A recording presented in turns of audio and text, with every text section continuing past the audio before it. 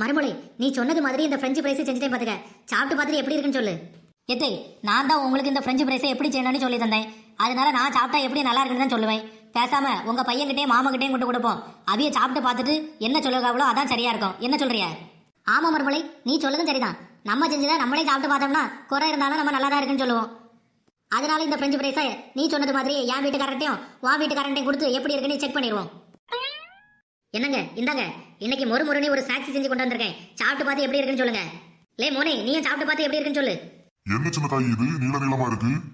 அப்பா இதுக்கு பேர் தான் ஃப்ரெஞ்சு ஃப்ரைஸ். நல்லா இருக்கும், சாப்பிட்டு பாருங்க. யம், யம், யம், யம், யம். பரவாயில்லையே சின்ன தாயி, நீ செஞ்ச ஸ்நாக்ஸ் நல்லா சூப்பரா தான் இருக்கு. ஏமா, கடையில செய்யறதை விட சூப்பரா இருக்குமா? உண்மையை சொல்லுங்க, இதை நீங்க தான் செஞ்சீங்களா இல்ல கடையில வாங்கிட்டு வந்தீங்களா? இல்லங்க, அத்தை தான் செஞ்சாவ, நானும் கூட இருந்தேன். அப்படியா? ஏமா, உனக்கு ஃப்ரெஞ்சு ஃப்ரைஸ் செய்ய தெரியான்னு இவ்வளவு நாளா எனக்கு தெரியாம போச்சே.